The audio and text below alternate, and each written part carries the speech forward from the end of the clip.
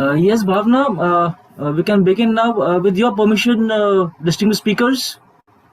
Yes, please. Go ahead. Yes, please. Yeah, am I audible, Manish? Yes, please go ahead. Yeah. Namaskar and a very good evening to all participants joining us from various parts of India and the globe for our very special International Symposium on Governing the Republic on the eve of Republic Day tomorrow. I am Bhavana Songaria-Dabhade, President of the Indian Futures. I take this opportunity to welcome you all today on behalf of the Indian Futures. I cannot but begin by hoping you and your loved ones are safe and healthy.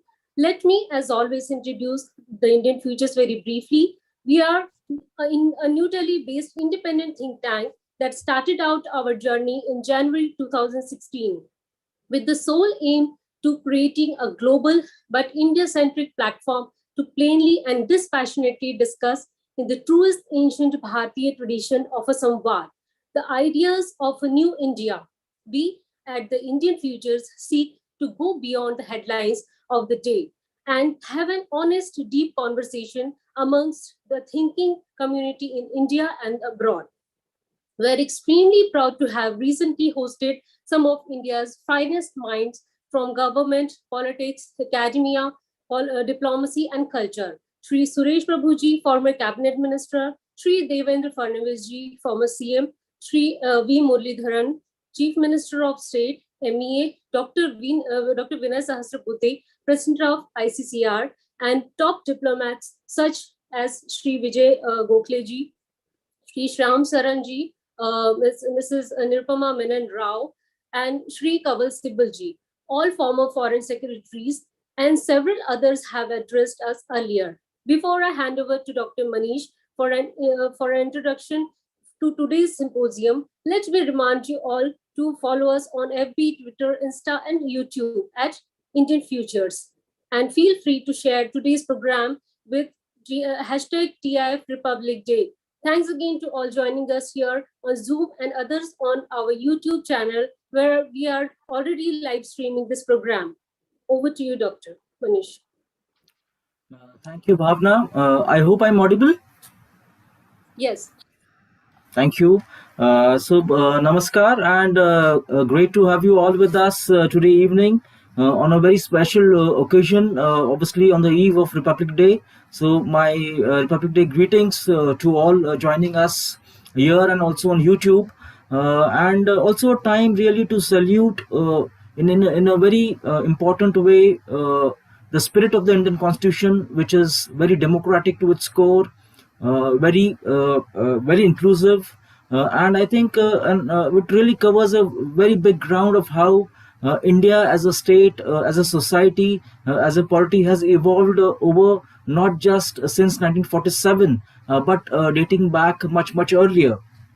So thank you all for joining today, and this is a very special international symposium titled Governing the Republic. Before I really invite, in fact, the best possible speakers we could have imagined on governance, on Indian governance, let me just put out broadly some of the academic debates, some of the very important issues that have really come up on the question of governance of a country, of a republic like India. And I think it goes without saying that the governance and the Indian governance system is very important for every citizen of this country. What exactly is the state of play? So you see the nature of challenges. Coming up in all different directions in multiple ways. And recently in recent times, we have experienced, for example, disruptions because of COVID. Citizens also have now soaring expectations about the quality of services. We also have issues due to role of technology, enhanced role of technology in governance. And in fact, at a fundamental level, there is a rethinking about the role of state itself. I think that is the broader picture in which one should really locate either the progress or even the challenges of democratic governance for India, for a republic like India. The other important issue which I'm flagging, and which I'm sure all the three very eminent distinguished speakers would also reflect on, is the role of political leadership. To what extent is that really amenable to, or really responsible for really good governance? So what sort of political culture is in place which really promotes habits of good governance? Again, there is another important, if you call an axis of inquiry, state-specific governance models. So, for example, we have the Gujarat model of governance, but we also have now the Telangana model of governance. We also have the Punjab and even Haryana model of governance, Maharashtra model of governance. And again, each of those models differ in their quality, differ in their approaches. So, can we draw some lessons from such experiences? And as I said earlier, that in fact the nature of the state itself is now undergoing rapid transformation. And again, it is not only because of the technological changes, but also, for example, pre 1991, it was really a largely socialist state. But post 1991, it is a much more a welfare state, but also operating towards a capitalist system of government, a capitalist system of market. So that is the larger context in which we should understand the notions of governance.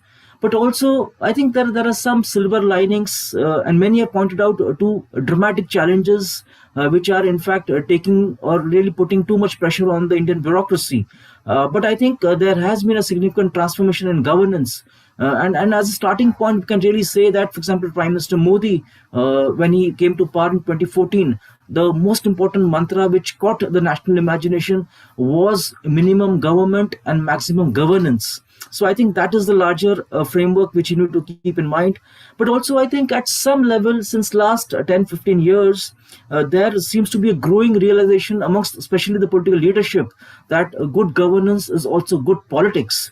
So I think that is one important key change which we can notice. And also, in fact, some of the very important steps, I'm sure, the speakers would also flag them all for us. But I think this Good Governance Index, which was started recently, 2019, I think that has really generated a very competitive sort of federalist spirit amongst different states to really promote good governance. And we have a host of challenges which we will come to that in maybe the Q&A round. But I really want to thank each one of you who have joined us today, and begin by introducing Shri TVSN Prasad. He is an IS officer of the 1988 of Haryana cadre, and he is currently the Additional Chief Secretary, the Government of Haryana, handling Finance and Planning Departments and also the Cooperation Department. He is also the Chief Resident Commissioner, Haryana Bhavana in New Delhi. So thank you very much, Prasad sir, for joining us today, for taking time out from your extremely busy schedule. And he has served very important bureaucratic assignments throughout his career. We are extremely fortunate to have him with us today evening. Thank you again. We also have with us Shri Jayesh Ranjan ji. Ranjan Saab, in fact, is an IAS, also an IAS from the 1992 batch, and in fact was the All India topper of his batch, and is in the government of Telangana now. He is the Principal Secretary, Industries and Commerce and Information Technology, Government of Telangana. Also, like Prasad Saab, has hold very important assignments, very important responsibilities in the government, and in fact was awarded the Royal Order.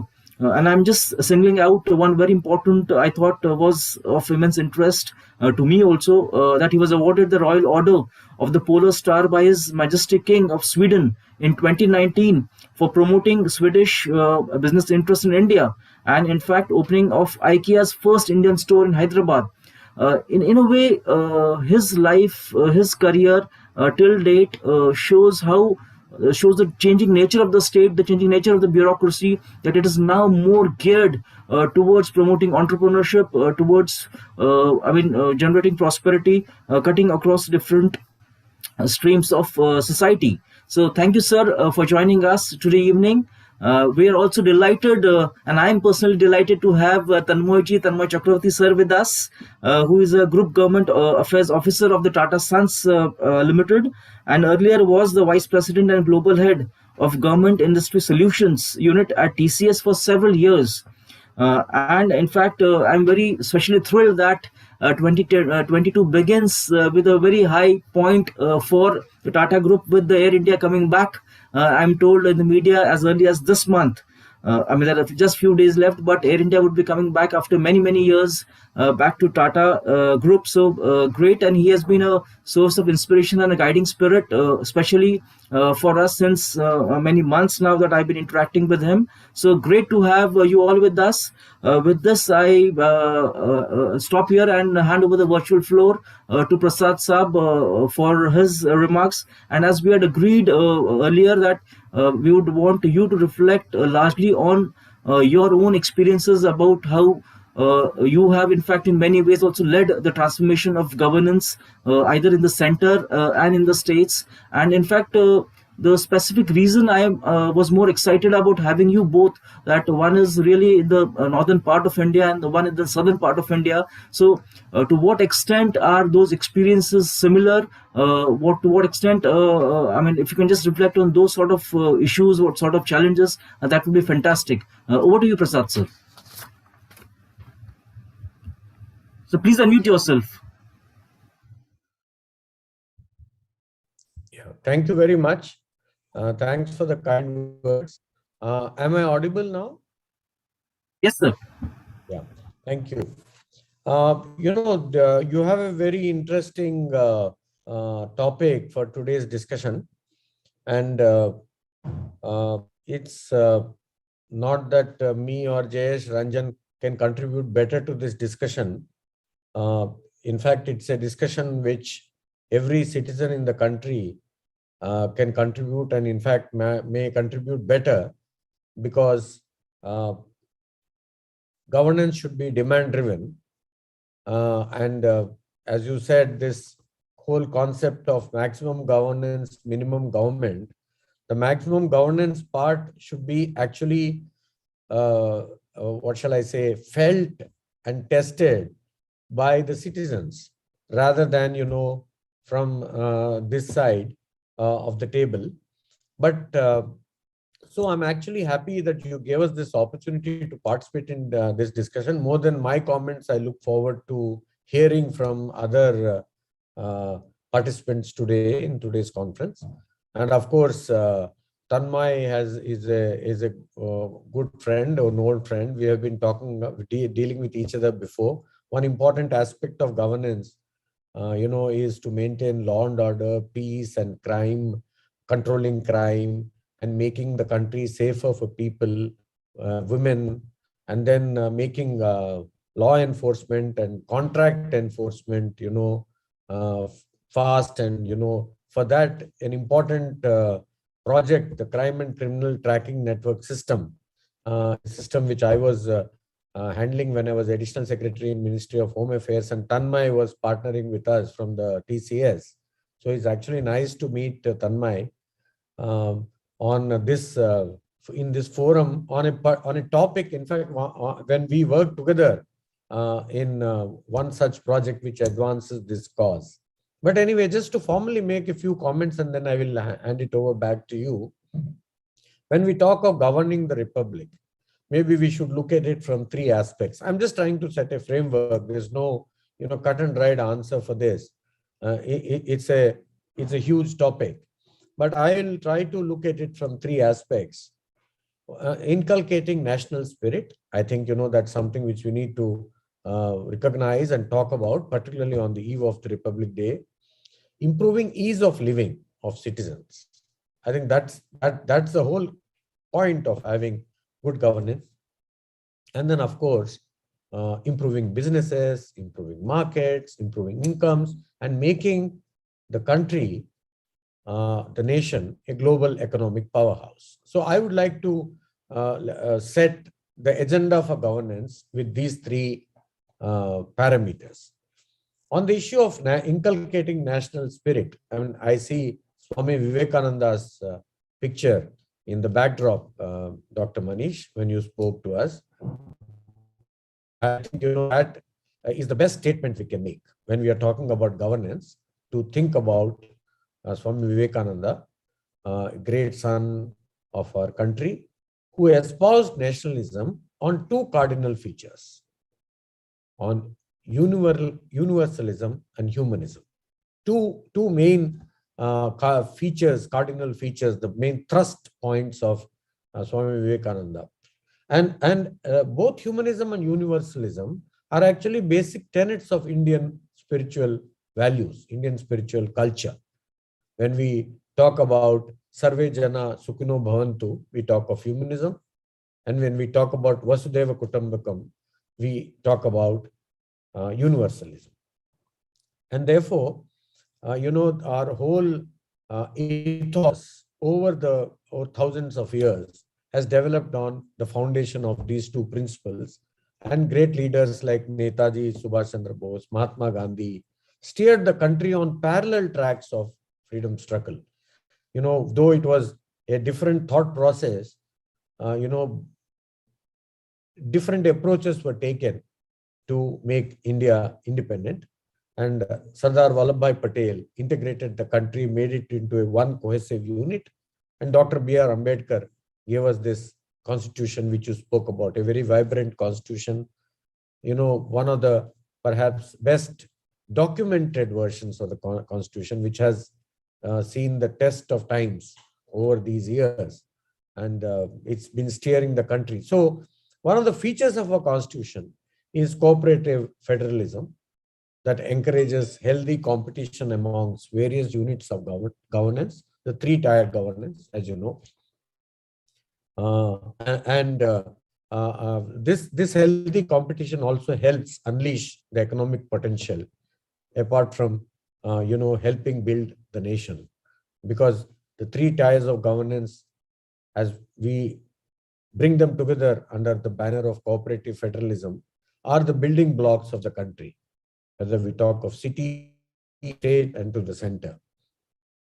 Hence, our republic rests on the foundation of Indian spiritual culture, owes its existence to its patriots, and the constitution that is one of the most robust in the world.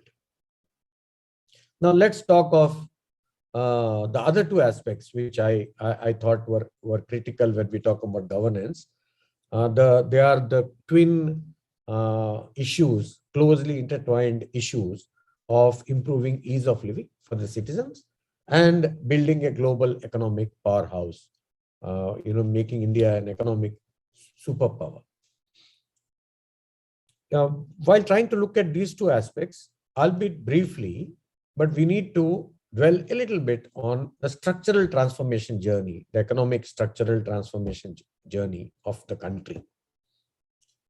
When you look at the trajectory of structural transformation of India and compare it with the structural transformation of the developed countries, if you look at the developed countries, long-term evidence, there's a lot of literature, but I'll just quote one piece of literature from 1860 to 2012, 2014. There's a lot of economic research around this. In the developed countries, it's been observed over a long time that labor moved out of agriculture into manufacturing and services in the first instance. And later, labor moved from manufacturing sectors into services sectors in the second instance. This actually captures the economic growth of the developed West, whether it be Europe or the US, where we find a lot of migration of labor, of workers, of the workforce from agriculture to manufacturing and services, and later on from manufacturing to services. But whereas in India, if you see the way we have transformed over a period of time, definitely services have increased dramatically. Tanmoy again, his TCS days will confirm this, that we are a global powerhouse in terms of BPOs. Gurgaon has 5% of the world's BPO workforce, actually. And then we have been supplying, IT services to all over exporting IT services to all over the world. So our services have definitely increased, dramatically. And the contribution of our services sector to the economy today stands at 53%, a staggering 53%. Having said that, unlike the developed West, in India, manufacturing and agriculture continue to be important because of our demographic dividend, because of our large workforce, because of our diverse workforce, and also because of our federal structure. I'll talk about it briefly before I conclude. But these three are actually our federal structure, our diversity, and our demographic dividend. They are defining the way we should govern the country, the way we should steer our country further into 21st century. We cannot lose sight of the fact that most of our population, those services has gone up to 53% in terms of its share in the economy.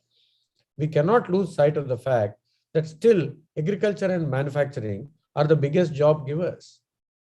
Now, in this context, it is actually a matter of concern that manufacturing grew only by just 4% in a 40-year period. If you look at the economic data, in 1970, the contribution of manufacturing to Indian economy was 19%. In 2012 and 2014, that period, if you look at the economic data, the contribution of manufacturing is 23% in terms of labor workforce. So if manufacturing grew only by 4% in these 30, 40 years, that's a matter of concern. And it's actually a very heartening thing to note that manufacturing has now picked up, and the labor share in productivity and in manufacturing in the past few years has really picked up. And we are seeing that manufacturing is competing slowly with the services sector now in the past 3, 4, 5, 6, 7 years. And similarly, we are also finding jobs, and we are finding the economy grow in the agriculture sector also, albeit slowly. Difference in governance in the rest of the developed world, and we are also joining. We are in the first few super economic powers in the world today already. But the difference is that we will have to have a holistic, a comprehensive view of manufacturing, services, and agriculture together. And we cannot, simply follow the West in terms of going in for accentuated growth in the services. Therefore, the policies that govern the Republic, they need to cater to labor augmenting technical change. In terms of macroeconomics, we need to have labor, we need to protect the labor share in income, in the GDP.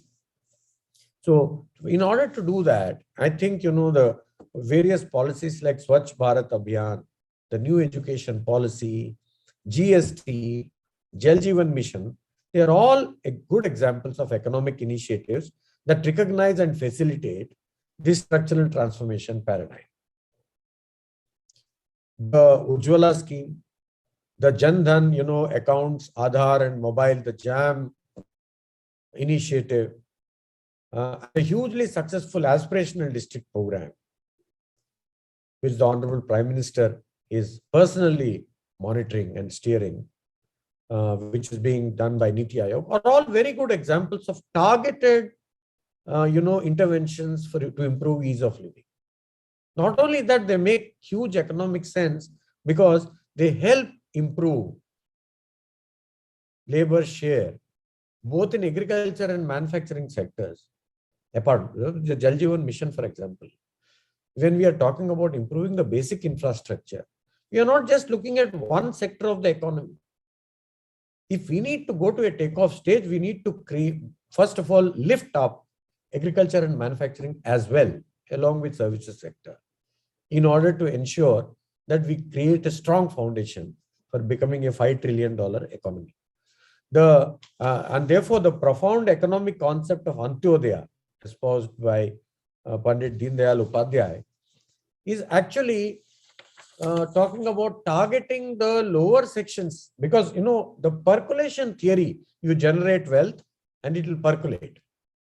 You in fact Dr. Manish, you talked about, we are moving towards a capitalist, kind of economy. You mentioned that in your intervention. I would not label it like that, capitalist or, market driven. I think we are talking about creating wealth in the country. And then how do we redistribute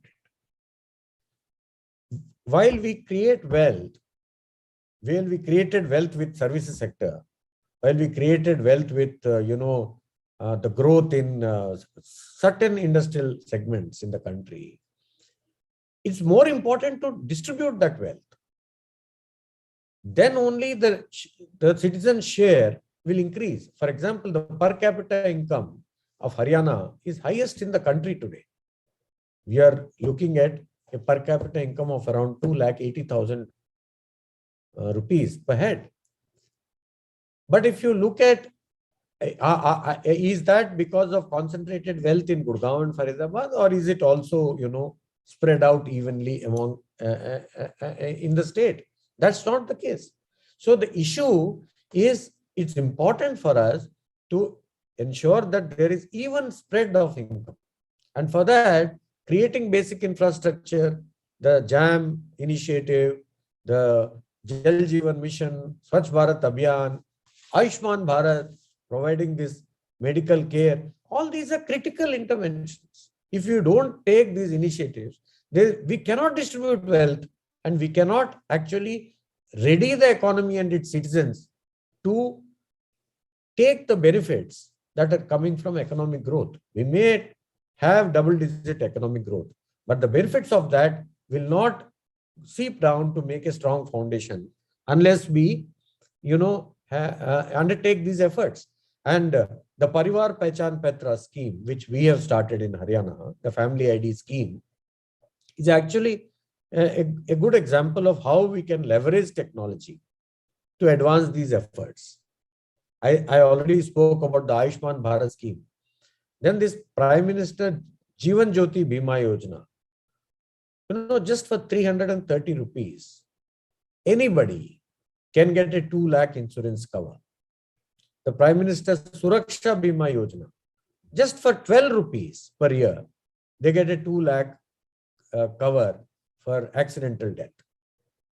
This, we may not, not everybody in every economic section of the society, they may not appreciate the importance of these schemes. But just think of the large swaths of population who require this kind of social safety nets in order to enable them to be active economic participants, in order to improve their productivity. So I think these kind of initiatives like the Pradhan Mantri Mandhan scheme, the Shram Yogi Mandhan scheme, the Laghu Vyapari Mandhan scheme, the Kisan Mandhan scheme, very innovative schemes. 18 to 40 years of age, 18 years entry age, 40 years is the exit age.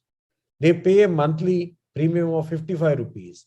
Government of India pays a monthly premium of 55. Now with this, they get a pension after they turn 60. It's like the 401k scheme in the US. Maybe not of that scale in terms of the money transferred, but definitely in the spirit.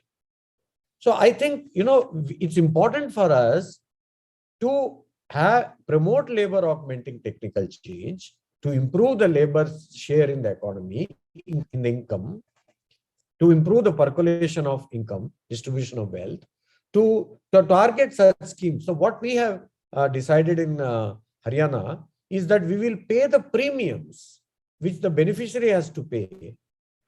So we are expanding the insurance network by paying 12 rupees and 330 rupees over large sections of population. We are targeting around 25 to 30 lakh beneficiaries in the next month. We will be reaching that figure. Who will get insurance when premium is paid by government? So basically, we are leveraging the insurance industry. We are paying the premium, but we are actually freeing economic space for them by providing the social net in order to undertake more productive economic activities. Then, I'll briefly mention two more initiatives. The Prime Minister's Fasal Bima Yojana. I think one of the most important, interventions ever made. It has brought such certainty to agriculture. Now, agriculture is seasonal. It's so uncertain. One of the reasons, and our land holdings are already small. With small land holdings, agriculture is not an economic proposition.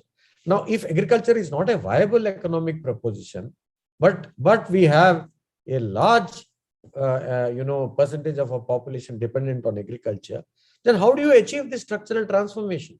The way to do that is to ensure that to at least insulate agriculture from some of these economic risks. And the Fasal Bima Yojana, the premiums that we paid and the claims that farmers got, if you look at the data, you'll see that it's a hugely successful scheme. Similarly, the Beti Bachao, Beti Padhao scheme, it talks about harnessing women power and bringing women into the mainstream economic activities. And then the Swamitwa scheme, which provides title to people using drones. We survey the land holdings of people in rural areas, and they get the title which can be used that certificate can be used for mortgaging their properties in banks. So, and then I already spoke about the CCTNS and the National Emergency Response Scheme, which we earlier worked on. All these initiatives are laying the ground for the governance to work. Unless we pick such specific targeted initiatives, we cannot involve our large demographic dividend into mainstream economic activity. We cannot have 10 to 15% of the country being producing wealth, and then we don't have systems put in place for distributing that wealth, and then 70 to 80% feeling left out of the economic mainstream because of lack of these initiatives. So I think these are the important schemes. But along with labor augmenting change, capital augmenting technical change is also important for us to generate income through capital formation and then redistribute it. I mean, right from, I'm sure there are several macroeconomists in this virtual room today, but right from Robert Solow to now Darren Asimoglu, it's been well established in economic literature now that economic capital augmenting technical change and labor augmenting technical change alternate each other before the economy reaches a balanced growth path or equilibrium. And for that, like this initiatives like Make in India, I already said the share in manufacturing is a matter of concern. So initiatives like Make in India, Vocal for Local, the One District, One Product program of the government, the production linked incentive scheme, they are all governance initiatives, right? And they are the right steps, in achieving the $5 trillion economy. The mega infrastructure push, that 1 lakh crore infrastructure projects that are being reviewed through Pragati, that's a very critical step in bringing about a robust economy. The performance of the economy, it's the resilience shown by it during COVID times is an example of that. Despite the worst lockdowns in history, we have bounced back and we are able to take this forward, the economic growth trajectory forward. And the big projects such as Sagarmala, linking rivers, the Central Vista, the Sardar Sarovar Dam, the Statue of Unity, expanding national highway network, these are all examples of a long-term infrastructure vision. The reforms in defense sector and efforts to make India self-reliant in defense are also important steps, not only in securing our borders, but also becoming a major economic player in the world. Now, with the guidance and support of Government of India, Government of Haryana is proud to note that even in COVID-affected economic conditions, the state has increased its contribution to the national economy from 3.7% to 4% of the country's GDP, though it has only 1.6% of the country's geographical area and 2.5% of its population. From a fiscal management point of view as well, we could manage to keep our borrowing under 3% of GDP earning appreciation from the Honorable Union Finance Minister as well. So now I'll just conclude with one last point. One striking point, I mean, I already said the basic need for good governance is inculcating, national spirit, the improving ease of living, and then taking initiatives to make India a global economic powerhouse. I'll just, given our diverse, complex socio-economic landscape, another important feature is to have a strong leadership. I think it's important. That country after country, if you look at any developed country's success story, these four features will come in. Interventions which will improve ease of living, interventions which will make it into an economic powerhouse, inculcating national spirit, and of course, strong leadership.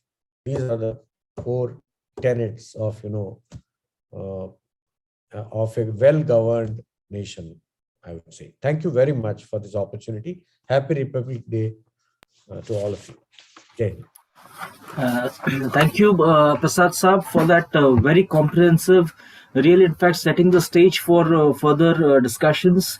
Obviously, I think a very important point, which when you talk about governing the Republic, is really about citizen-centric governance. I think that's a very important point which we all should understand. And again, I think putting it in three different aspects, that really it is about national spirit.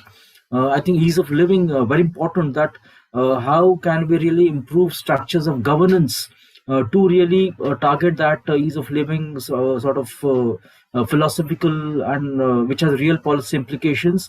And also the other point about the ease of doing business. And again, I think the larger goal, the national goal of reaching the $5 trillion economy, I think should be the guiding spirit when you talk about governance and reforming governance.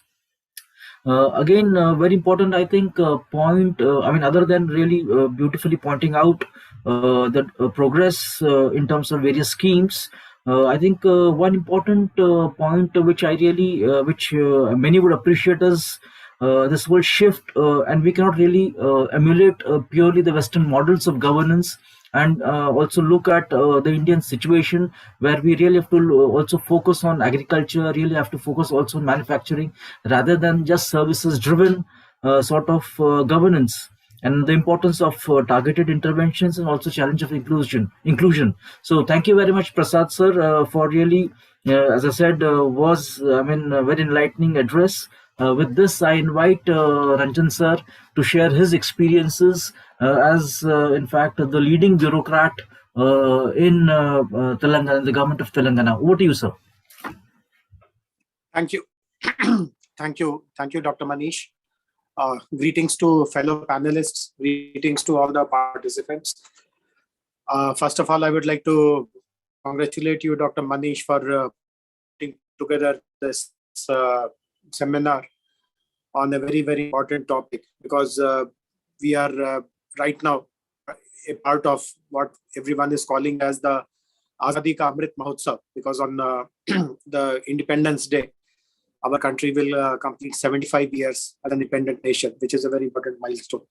But as we all know, the run-up to that day, the 15th August day, has already begun 75 weeks in advance. And we are witnessing all kinds of activities, all kinds of discussions, all kinds of debates. And obviously, having a discussion on governance itself is a very fundamental, a very foundational discussion. And I'm very happy. I really appreciate all the thoughts which Mr. Prasad shared, because those are the most important, most pressing governance challenges, whether we look at the southern part of the country or the northern part. There are certain challenges which remain very much there, while they may differ in degree between one state or the other. So I will not review any of those themes that he raised. As I said, these are universal problems, but I want to bring a different dimension to the discussion altogether. See, we have had 75 years, close to 75 years as a country now, and different political dimensions, different political dispensations have ruled us. both in the states and in center. And we have seen the whole spectrum of political parties who have tried to provide welfare-centric governance, market-friendly governance, people-friendly governance, and so on and so forth. But there is no one regime which can today take credit in this last 7.5 decades of our history that we were a perfect model of governance. There have been many examples of good governances, and obviously people have reposed faith in them. They have been elected, re-elected, re-elected, and so on and so forth. But I'm not sure if anyone can claim that during these days we had what can be called as the golden era or the Ram Rajya, and so on and so forth. And of course, it is also we also have to be conscious of this practical reality that it is literally impossible to please everyone. You may still do your best, but there will be someone or the other who will remain disgruntled and dissatisfied. So also it's unrealistic to expect that anyone will be able to reach perfection. But at least there is one parameter on which we feel, whether it is the national government in Delhi or the governments in states, there is a feeling or there is a criticism about all of them, which is that they have not been able to win the hearts of the people. They have not been able to take people along. And typically we speak about democracy as an institution where participation is very important. Today, India prides itself as being the world's largest democracy. And the very fact that we have conducted elections one after the other, so many of them successfully, is shown as the epitome of democracy. But democracy is much, much more. Democracy is giving a real sense of participation to people, that my voice is heard. I have a say in decision making. My priorities are governance priorities. My concerns are taken into account at all times. And this is somewhere where we feel that we have not been really able to bridge the gap between the governed and the people who are governing, the governing and the governed. The gap between the rulers and the common people is still quite large, quite kind of divergent in many states, in practically all the states for that matter. Whether it is, I'll give you an example. I mean, this example, I speak of this example on multiple occasions. It is a very trivial example, so really should not. There's nothing very profound in this example. But the example is like this. Many years ago, I used to head the Urban Development Authority in Hyderabad. And those of you who have been to Hyderabad may recall that there is a large lake in the heart of the city, which is called the Hussain Sagar Lake. So my commute to the office used to take along that lake. I used to drive along that lake to reach my office. And one of the responsibilities of my organization, the Urban Development Authority, was to keep the lake clean, beautiful, well-maintained, and so on and so forth. So one day I was driving, and I just casually looked out of the window, and I noticed that a very posh kind of a car has just stopped ahead of me, and a couple have got out. And obviously, if you look at the car, obviously it belongs to people who are very, very prosperous, and by presumption, they're also educated people, literate people. But what I saw was that a couple has got off, and they are carrying some huge basket of trash. Maybe they had conducted some puja at home, and it was all the leftovers or waste and all. And they just stood on the bank and they threw that entire, that basket of waste into the lake. And impulsively, instinctively, I also stopped my car. I mean, I had a driver, so I told the driver to stop the car, and impulsively I kind of rushed out and I accosted them. I told them that, what are you doing? How come you are throwing so much of garbage in the lake? And their answer baffled me. And this is many, many years ago, more than a decade ago. The answer which they gave was, why do you bother? I mean, they could not make out that I'm stepping out of a government car. I'm a government officer, and maybe I have some responsibility for that lake, and that is why I'm asking them. Their retort to me was that, why are you humbly collected back their bag and got into the car and drove away. So their understanding of citizenship is that if I'm paying taxes to the government, I have done my duty. So this is what the feeling about governance is. We always see that there are voices, there are concerns about how we are not a part of the governance process. We are not a part of the democracy. So this is something which really bothers me. Like, people have become so alienated. They think that there is nothing that I can influence. I mean, if I just go and give my vote, that is enough. That is the fundamental duty that I'm performing. So what I really feel is that if you have to really look at the well-being of our country, while we have accomplished great things, and Dr. Prasad spoke about so many new government initiatives and how methodically they have been identified, and how well they are getting executed. All that is perfect. And I'm sure in the coming 75 years also, equally brilliant schemes will be designed, equally brilliant schemes will be implemented. But what does it need to do to take away that gulf, that sense of alienation between a common man and the governments? And I also feel very optimistic about one thing, which I noticed. I used to notice earlier also, but it came out very, very starkly during the last 2 years, particularly during this pandemic times, which is about a sense of community in the people. So in 2020, in March, roughly 2 years ago, when the first lockdown was introduced, countrywide lockdown was introduced in March last year, 2020 that is. Many of you will recollect that the migrant workers had a very, very terrible time. In fact, the kind of tragedy which unfolded before our eyes has never been seen before. Perhaps only during partition days, those kind of things, those kind of scenes were seen, which were seen again 2 years ago, when hundreds and thousands of people, out of desperation, knowing that nothing will work for them here where they are, started physically walking back to their native places. And it is not a short walk. In some cases, it took 20 days, 25 days to walk. And obviously, when you are walking on the road, how unsafe it is. And we all know that so many people lost their lives also. So amazing kind of tragedy unfolded in front of our eyes. But the heartening thing is that the spirit of goodness in people, that was also witnessed to the fore. In fact, in Hyderabad, again, there is something which I saw for myself, and I feel so it is so heartwarming. What I saw was, in Hyderabad, the working class neighborhoods are called bastis. So obviously, people who live in these bastis, they are also modest kind of people. They are working class people.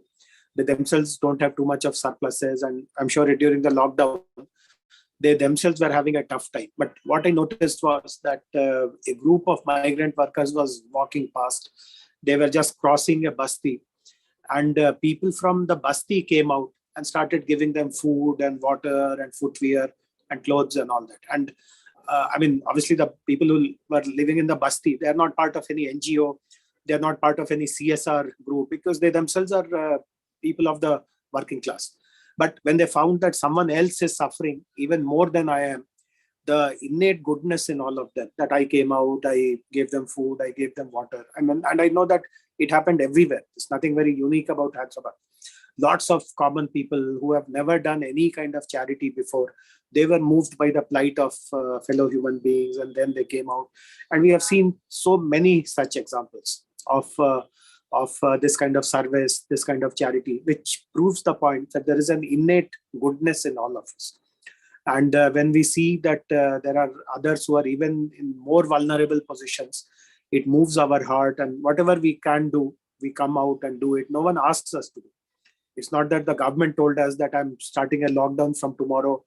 Day after tomorrow, hundreds of people will be walking on the roads, and it is your duty to give food to them. No one made this kind of an appeal. It all happened spontaneously. Of course, some organized things also happened. Lots of NGOs came out, lots of corporates to their CSR. So I'm not negating their effort. This is great.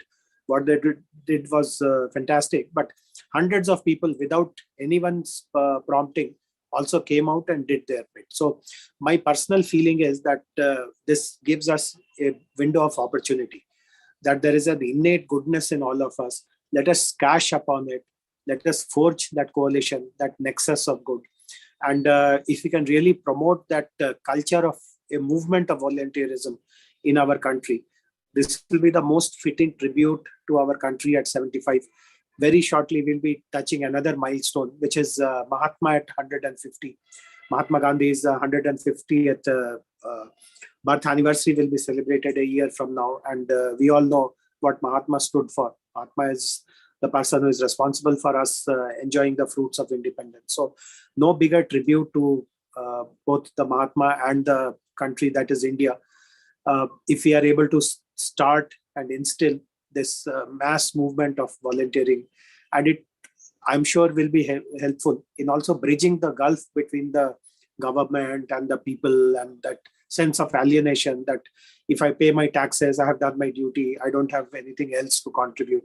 I mean, we'll be able to overcome this kind of mindset. So while there are so many other governance issues, I completely endorse what Mr. Prasad said when he mentioned that there are important welfare challenges, infrastructure challenges, but at the same time, there are very good solutions to meet all those challenges. Technology is in the forefront today. He spoke about agriculture, where lots of applications of technology is happening. The possibility of doubling farmers' income, which we have been speaking about for the last so many decades, that hopefully should become a reality as we go by, largely by virtue of adopting technology. Another very big governance challenge is what I call the current digital, the demographic dividend that our country can potentially reap. We all know that India is in a very unique position in the world today, given the large number of its young population, and productively, economically, that is, this large demography that we have can really become a dividend. But we all know that the biggest challenge is to skill that demography. The large number of resources are there, but unless they are made skilled productively, the opportunities to reap dividends out of that will fritter away. And eventually, in place of a demographic dividend, we may be ending up staring at a demographic liability. So these are things which only the government can do. I mean, of course, we require partners, we require skilled partners, we require corporates, we require academic institutions and others. But the prime responsibility of, let us say, doubling farmers' income, of skilling the demographic advantage that we have in terms of numbers. Also, I spoke about migrant workers. We also need to understand what is the development model which will be best suited, because after the initial weeks when the migrant workers crisis was really in your face, but post that, in Telangana, the government had asked some of us to work out on a policy for migrant workers, and I did some study to find out who are the people who come to Hyderabad to work. And again, I was able to do some kind of a deep dive into their lives, and I found out that many of them come from very, very impoverished backgrounds in their own. I don't want to name any other state or run down any other state, but the fact is that they come from various other states, from very impoverished kind of circumstances, backgrounds, etc. And it's not to say that they lead a very comfortable and a very rosy life after they come to Hyderabad. It is a big struggle here also, but the struggle is less as compared to what they would have been facing in their own native places. But what does it take to really help them in their native places itself? So again, government does have some important responsibilities left over, while the motto of maximum governance, minimum government is very important. But as I said, there are certain fundamental challenges which no one else can really spearhead but for the government. And this is the best time to think on how we need to meet all those challenges head along. How can India's position in the amongst the countries of the world can remain on the top, and how we should all feel proud when we look at our next 75 years of journey. So these are my thoughts, Dr. Manish. Back to you. Thank you, Ranjan Saab. I think that was a very sobering, very candid take on the challenges of governance, of democratic governance. And I think, and in fact, many of us would not have said that, but you really spoke out from your heart that ultimately it is really about a perception. Also, at times, many have lived that reality about the gap between the governed and who are governing. So I think that is a very important point you make. And I think the single most challenge which you pointed out at almost the end of your address was about we celebrating demographic dividend, but let's not, let's actually use this opportunity so that this dividend doesn't become a liability in the policy relevant future. I think these are some very important takeaways from your address. So thank you again for really these terrific remarks. With this, I now invite Tanmoyji to tell us his own understanding, because in fact many both of them, both the earlier speakers, Prasad Saab and Ranjan Saab, have pointed out how in fact they have benefited from the corporate sector, especially when they talked about the Tata Group and TCS. To what extent have they collaborated with the government? So maybe he can share more about his experiences of working with the government, but also as one of the largest corporate entities in India, what are they looking from the government? All these. We have been hearing a lot about ease of doing business, ease of living, but how does the corporate sector actually see that transformation happening in governance at the ground level, and making it a much more possibility for India to really achieve that level of economic progress, the $5 trillion economy goal which we are talking about. Over to you, sir. Thank you very much, Manish and Bhavana, for organizing this on the eve of Republic Day. And I was very attentively listening to what should I say, inspirational leaders in the civil service. Jayesh ji from Telangana and TVSN Prasad ji from Haryana. And I would only, probably begin from the fact that governance in the new republic post-COVID, I think, because we are actually literally starting a new chapter in not just in our lives in India, but perhaps this is the turning point the world over of lessons that we have, we need to imbibe post-COVID. So let's look at the scenario of where we are in the country post-COVID. JSG talked about the migrancy of labor and the flight of labor and the, very, very heart-rendering scenes that happened when people had to walk hundreds and thousands of kilometers to go back to their, village homes because their jobs had dried up in the cities where they had come to work to sustain not only their own selves, but also their families. So we definitely need a governance model that is going to provide slum resettlement in the cities as one of the priorities, because this is from where the flight actually happened.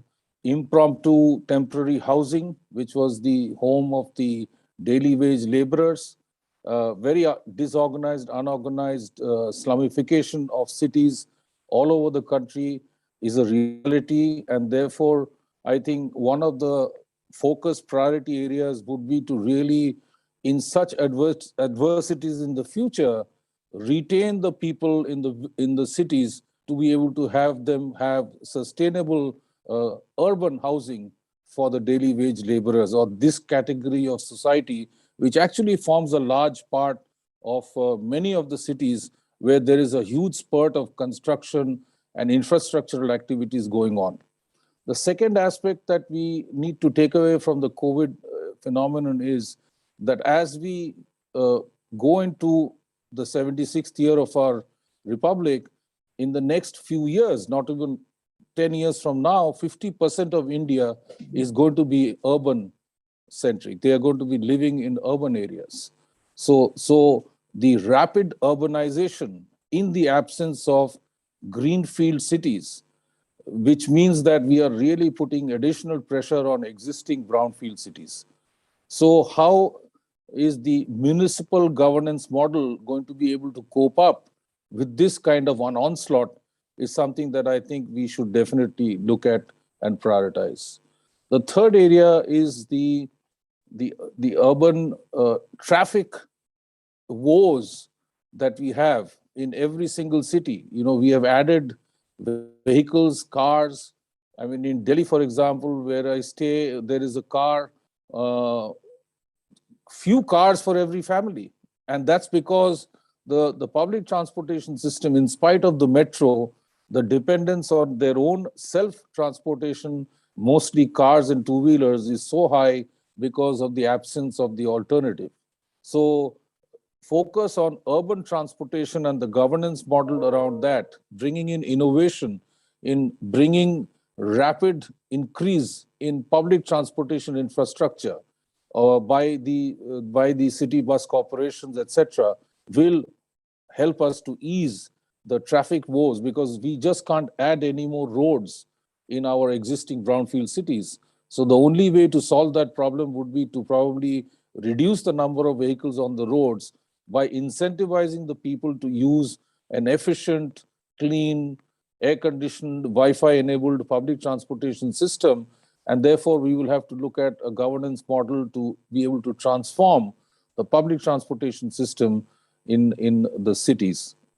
The next thing is, you know, if you look at the rural areas, and I come from, I'm a born, brought up boy from Bengal, and when I see some of the villages, they have remained constant for the last 60, 70 years. Very little of the landscape has actually changed in the villages. So therefore, I think the housing for all scheme of the government is a very useful scheme, but it has to manifest itself into realization of outcomes, of bringing about rapid housing or houseification of the homeless around the villages, for example. So that's another one where, again, technology can play a very big role. Prefabricated technology, bringing down the time it takes to be able to build the housing for all schemes, bringing it into cost-effective infrastructure and providing alternative infrastructure of housing for that section of society who are homeless even today. And we are talking of millions of people who need to have this scheme benefiting them, is another area where I believe governance focus ought to be there. So we can think of several schemes, as Mr. TVSN Prasad correctly said, that many of the schemes that have been devised by the government have essentially been very focused and targeted to fill up vacuums or areas where there was void in the past. And specifically the Ayushman Bharat scheme, which is basically the largest healthcare facility in the world ever planned, very ambitious. More than half of the population of India is targeted to be covered under the scheme. That can bring about a tremendous transformation in the healthcare infrastructure. But simultaneously, the healthcare infrastructure itself must be able to accommodate this kind of an additional pressure that it is going to bring on the infrastructure, on the nursing and hospital and doctor staff, to be able to accommodate these additional numbers who are going to get into the shelter or the umbrella of healthcare. So healthcare infrastructure focus is another area of governance focus or priority, I would say, that needs to be there in the country as well. So I think time is short, and I think Manish wanted to finish off by 6. I just wanted to cover some of the prioritized areas of governance clearly, and I agree with Mr. TVSN Prasad about strong leadership, which I think we are all seeing, and the 75th year of our republic is definitely bringing us more to be more Bharatiya or more Indian than to be, let's say, diluted into our state level thinking or our regional level thinking. Clearly, that spirit of the national spirit, the consciousness, as Jayesh said, the consciousness to be coming more from a volunteering perspective of citizens to be a participative element in the process of development and transformation. These are the enabling, changing kind of catalytic factors, I would say, that are going to definitely help us progress towards the goal of being one of the countries where we can self-sustain this large population, 1.4 billion people, with only 75 years young. There are many, many more mature economies and countries who are 400, 500 years old. They have brought in some maturity and stability. And we are talking about binding together a very diverse set of people, diverse set of cultures, religions, castes, habits, etc. So it's a very complex maze that we have, a mixed bag, if I can call that, in India, to be able to then collate everybody and get them to move in the direction of progress and prosperity. But I'm very optimistic that our children will definitely be able to enjoy a much better India, a much more robust, self-sustained India than what we have come through. And I'm sure the efforts of today are going to realize that India for them tomorrow. Thank you, Tanmoy sir. Again, as always, terrific presentation. Obviously, the best. I mean, in fact, the real starting point now, the central point now, is really the post-COVID governance challenges. I think that's a very important starting point, located at this particular juncture of the nation's history. And you really flagged, in fact, earlier also in your other interventions also, that. Ultimately, the state needs to identify certain priority sectors, gaps, deficits in governance, and where. And then I think you beautifully, you really brilliantly pointed out some specific areas like urbanization, like obviously urban traffic, which we are living through, and anybody, in fact, staying in Delhi and crossing through ITO, really we can see them getting frustrated by the whole travel in the city. And I think the last point which you made, which is so valid and which is central, and also in fact goes back to what TVSN Prasad Saab was talking about, citizen-centric governance. So I think you really add that ultimately participatory governance is very crucial, is very important to really managing India's governance challenges. So thank you again for those brilliant remarks. With this, we open up for Q&A, and since we have very little time, I have been compiling questions. I've been getting messages on all social media, but also on my WhatsApp and my team's WhatsApp. So one of the, in fact, let me start out directly with Ranjan Saab and Prasad Saab. If you can have both of you back with your camera on, is that one of the things which is being discussed over last couple of days is this new amendment to the civil services rule, where they have made changes about central deputation. So what is it, how do you, both of you, really see that sitting in the eyes? Because in fact there are two views on it, so we would just like to know from both of you, how do you see that? So maybe we can start with Prasad Saab. Please unmute yourself.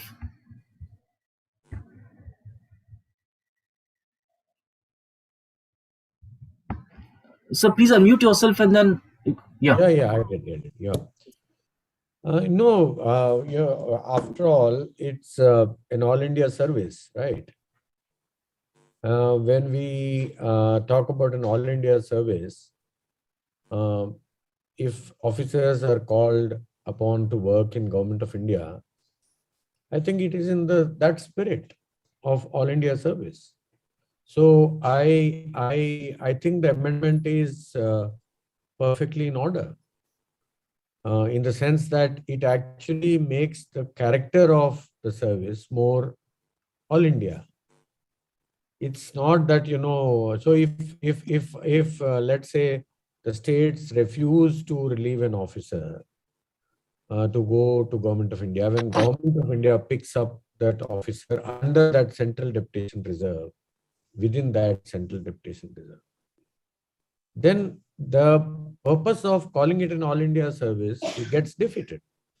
The whole idea of all India service is that one works in the states, and then when they go to a larger canvas, that they can actually apply their experiences for policy making and implementation on a larger canvas. That is the beauty of, the diversity that our country has. And then when you implement policies in the state, you do those activities at a more ground level, at a cutting edge level, at a grassroots level. And armed with that experience, you come to the center to contribute to policy making, which makes sense based on that. So I think the center is perfectly right. The central government is perfectly right. And the amendment is absolutely in order that, it only makes the nature and character, it emphasizes or reiterates the nature and character of the service, that it's an all India service. So I would say that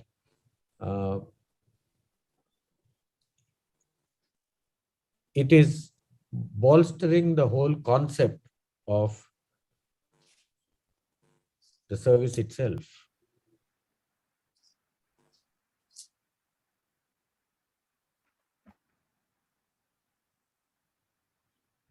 Yeah.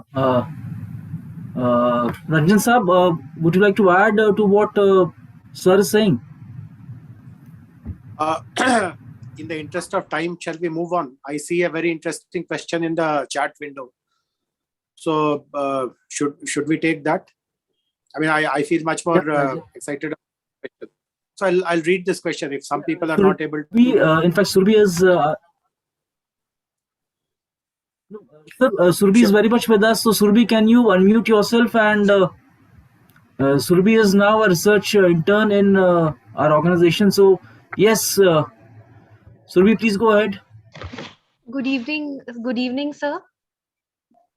Good evening. Good evening. So my question is, when you were talking about the alienation that that we are facing today, and there's a gap between the government and those who are being governed. So, sir, how can we as youth join hands with the administration to sort of reach out to people and reduce this alienation?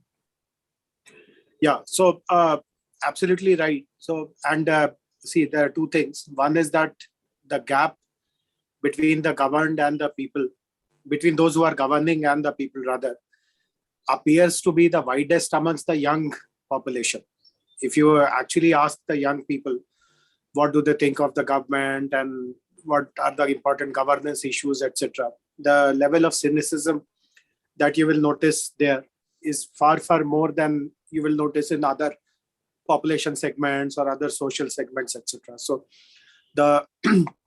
and there are very valid reasons for it. I'm not saying at all that there is no reason and youth are just being casual and flippant and non-serious. There are very valid reasons, very solid reasons why youth don't see themselves as having any role at all in the process of governance. So there are multiple ways in which youth have contributed, youth can contribute. I gave the example of COVID relief. As I mentioned, at least in Hyderabad, where I was involved in COVID relief programs, I could see tremendous response which came from young people also. Young people organized themselves. They ran community kitchens. They took the responsibility for food distribution and so on and so forth. But the point which I'm trying to tell you is that there will always be vulnerable people amongst us. The society is heterogeneous. Not everyone is rich. Not everyone is prosperous. There'll be large number of people who will be facing some challenge, some difficulty, some vulnerability or the other. The realization that we have opportunity to do or intervene, make a social impact, make a difference. No one will come in our way. We will be encouraged to do so. We will actually be recognized if we do so. If there are any last mile issues in what we want to do, there'll be people who will be willing to help us out, including the government. If that kind of an atmosphere is created, then I have no doubt to believe that more and more young people will come and participate. But to give you a very practical answer, since your question is asked in a very practical sense, that what can we do. So pick up issues is what I particularly feel. And if these are issues related to, see, there are millions of issues. Let us say planting more trees is also important, and feeding street dogs, stray dogs is also important. But if you are able to take human issues, for example, look at the number of homeless people who are sleeping on the pavements or below flyovers in your city. Look at people who are found begging on the street lights or on the traffic junctions.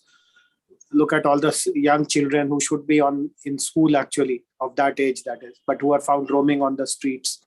So if you are able to identify human issues, and if you are able to rally people around you, I'm very, very confident and positive that there will be tremendous response.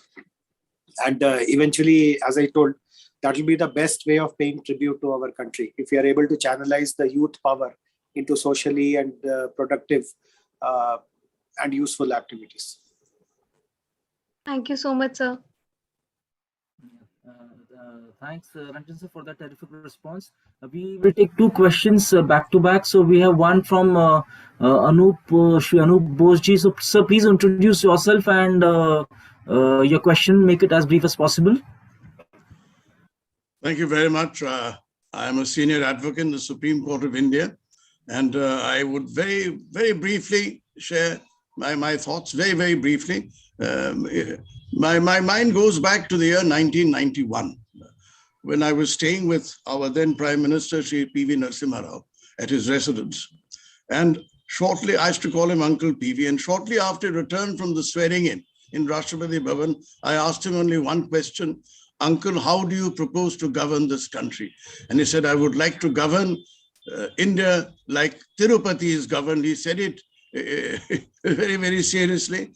And then, of course, you know, the liberalization and the globalization. He was the architect of our liberalization and globalization, and the fact that we had no foreign exchange reserves, and we still went ahead with the development of the economy.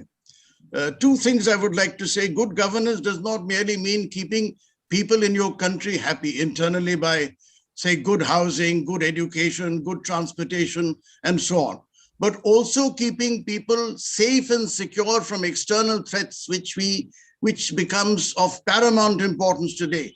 We have to insulate our people from external threats. I'm not naming any countries or powers, but we have also very pernicious neighbors, and therefore good governance also means how well you keep your people safe and secure from external threats. And when I talk of external threats, it could also mean, you know, epidemics and bacteriological and biological warfare, which are a threat to this nation. And the second thing, which is very important, and which we've been keeping with the thoughts of Mahatma Gandhi, Vivekanand, Netaji Subhash Bose, is to give greater role to women. After all, the hand that rocks the cradle rules the world. In a country like Rwanda, for instance, almost 70% of the members of parliament are women. Therefore, in order to govern this country well, we need to give a greater hand and greater level of participation to women of our country who have been suppressed, oppressed, and depressed over the ages. Thank you very much.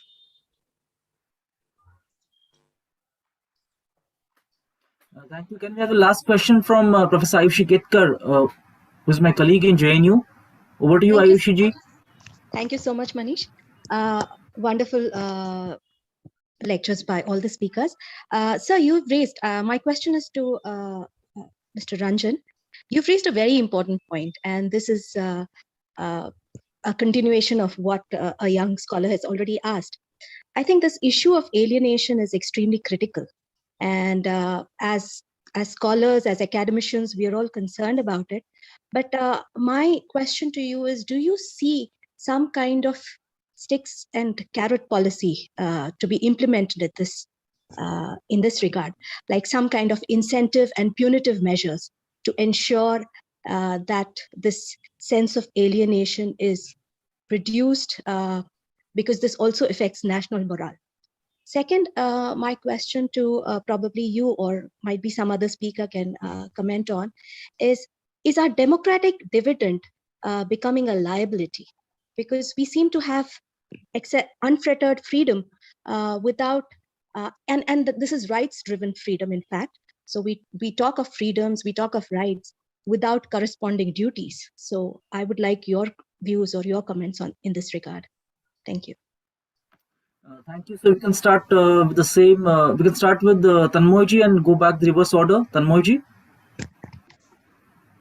No, I think I think the lady is absolutely right. The apprehension of our demographic dividend becoming a demographic liability lies in the fact that how much are we able to prepare our youth to take on not just jobs in India or entrepreneurship in India, but to become with the average age of India being 27 years, we actually can potentially be a complete provider of manpower to the rest of the world. And look at Europe is aging, Japan is aging.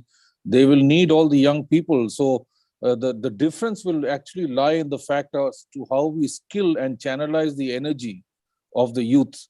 I think that's the key, and not just to be able to skill them for jobs which are good for India, but also to skill them and get them prepared and get their horizon opened up to global possibilities, to global opportunities.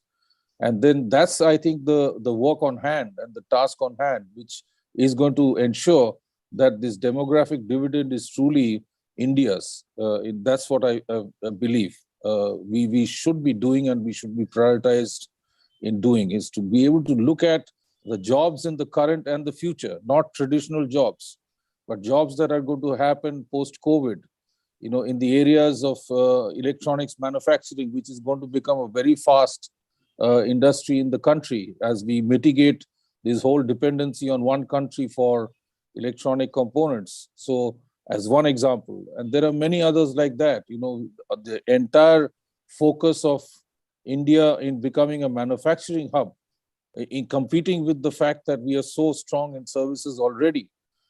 Those are the areas that are going to open up, job opportunities. And therefore, the youth needs to be skilled beyond the traditional degrees that they get or just become ordinary graduates that they become, to be able to get them into niche areas, to be able to make themselves offer a unique value proposition for themselves in the international world. I think that's where it's going to make a difference.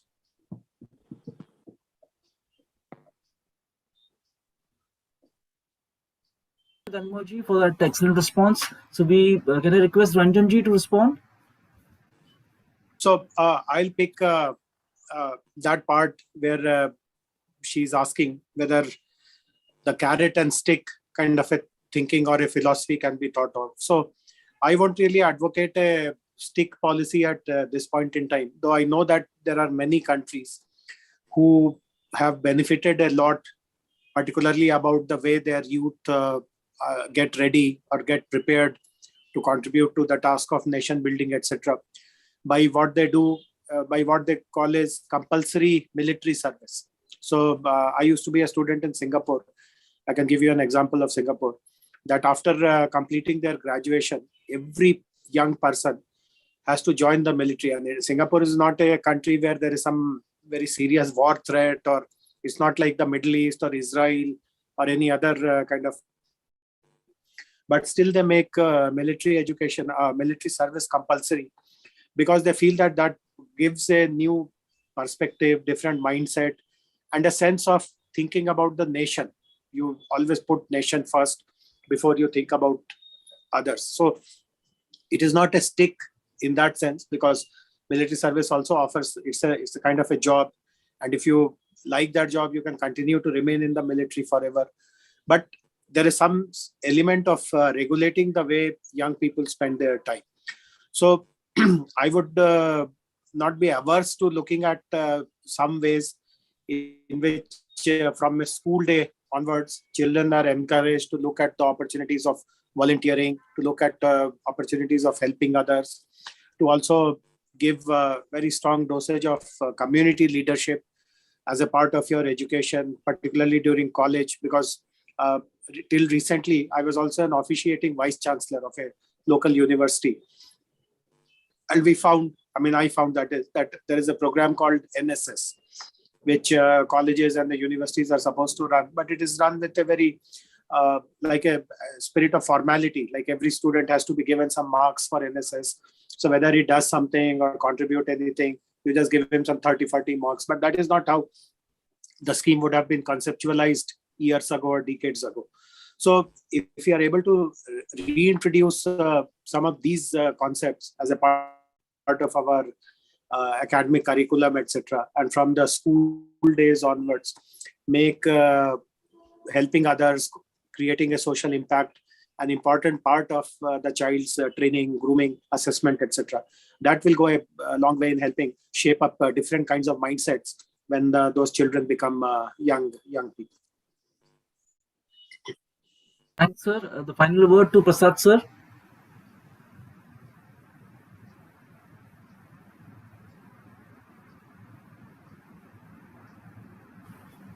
Thank you, Dr. Manish.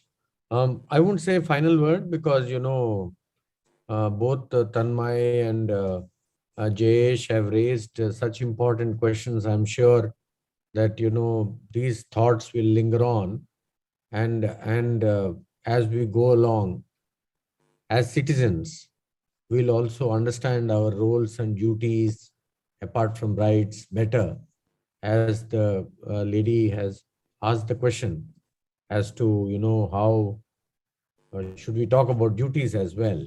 I would touch on that part. I think Tanmay and Jayesh have answered this question in different ways, so I'll not repeat. While I agree with them, I'll not repeat what has been said. I'll just add one more thing. I think economic empowerment is a very strong incentive for citizens to, interact with the ecosystem better. Like, for example, economic empowerment in its wake brings professionalism, in its wake brings etiquette, in its wake brings in a different work culture, and also brings in the society adjusts itself to the new economic paradigm.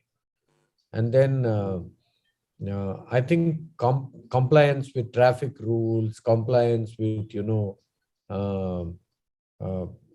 cleanliness. I mean, Jayesh talked about people throwing trash in Hussain Sagar. Tanmay talked about traffic rules and the increasing number of cars, which is adding to the woes of the country. I think lot of these answers. There was also talk of slums and housing for all. A lot of these questions can be answered through economic advancement. I think economic growth in its wake brings some solutions to these, as we see from the history of various countries and their developmental journey. I think it's important for us to focus on. So when we talk about this $5 trillion economy, and we also talk about how that wealth will percolate to different sections of the society, that will change. For example, there was this mention about how people were generous during the pandemic without having, it wasn't like a carrot and stick or something like that. It wasn't a duty, quote unquote, that somebody told them you'll have to help your community. People came out and helped each other. Now, if you have an environment of scarcity, then people's behavior and response to a scarce situation will be different. And when you have a situation of resource being adequate, then people's response will be different. That's also, that's one view. I mean, one can argue at length on these issues. I'm sure there are different opinions on these issues. But people will tend to feel more responsible to the society and will be ready to share. Because I think, inherently, human nature is good. There's a lot of goodness in human nature. Inherently, there's a lot of goodness. But when we bring in adversity, particularly economic or social adversity, that is when the behavior changes. I think it's important for us to build a economically sound and socially equitable society, so that people also will behave. The question was about duties. People will also feel more responsible. So I would not advocate it's a transformational journey. It's not like something like you switch on or switch off. You cannot simply come out with an order tomorrow. People will start helping each other during pandemic. I mean, it doesn't work like that.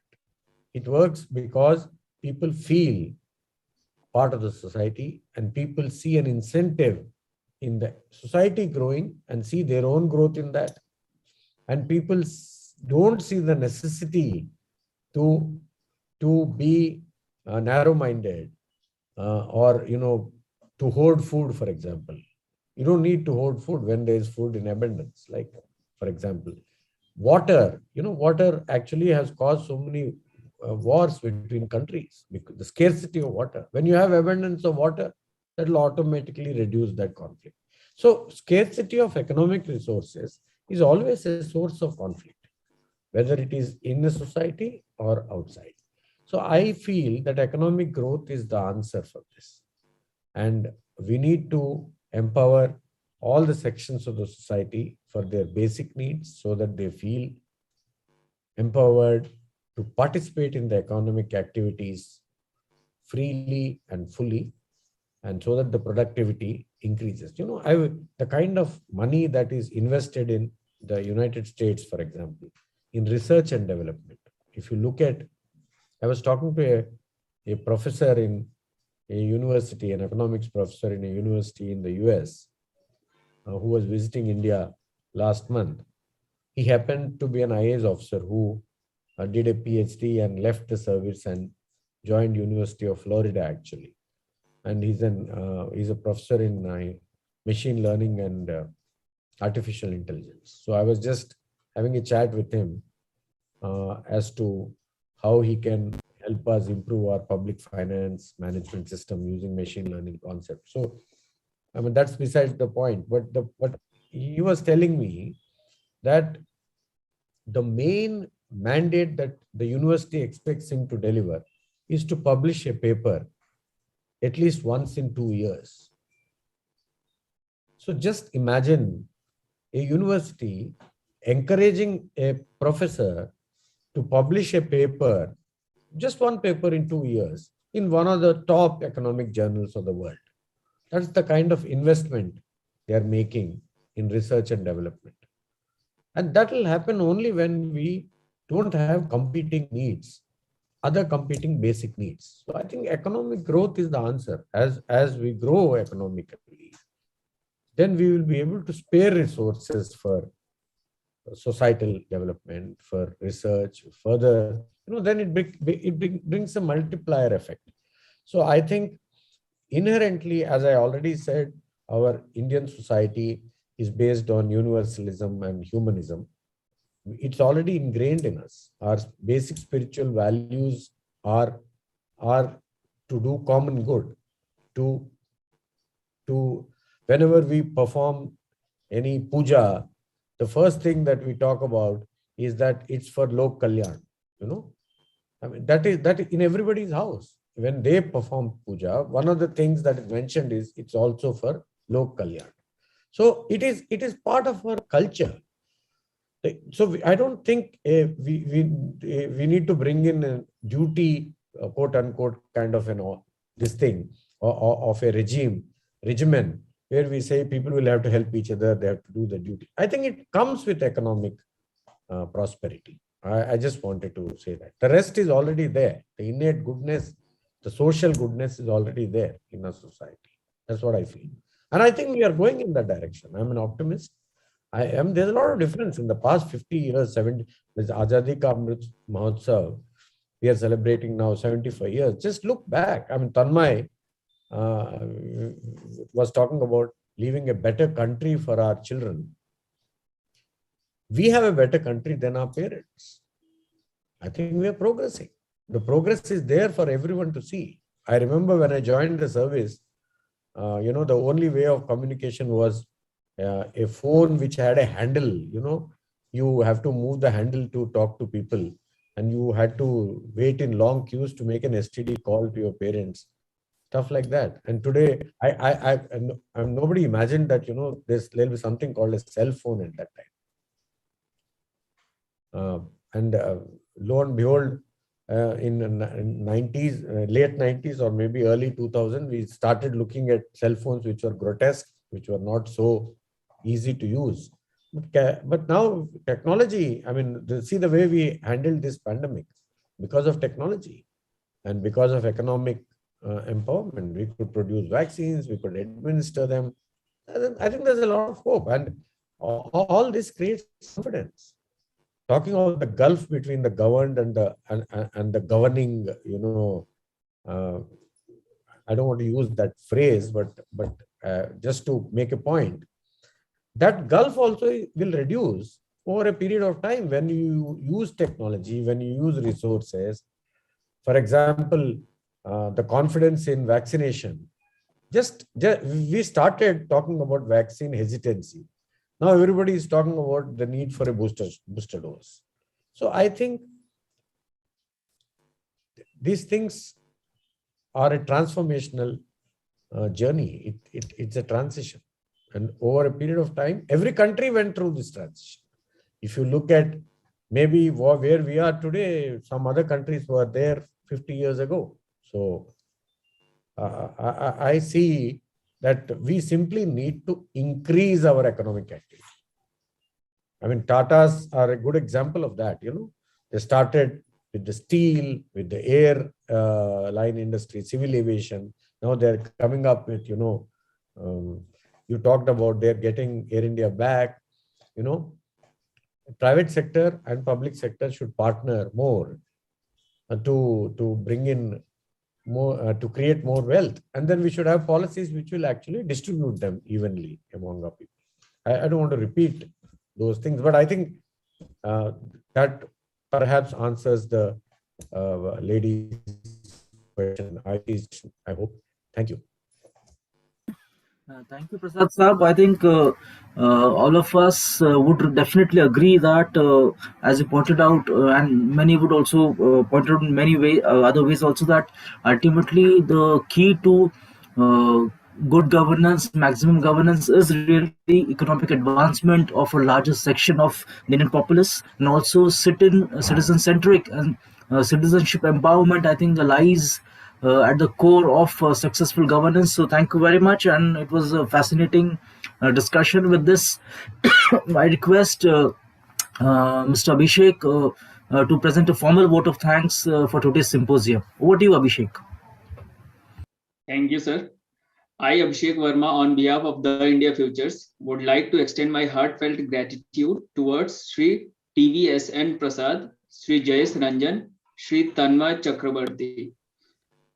They quite brilliantly put different governance aspects into perspective.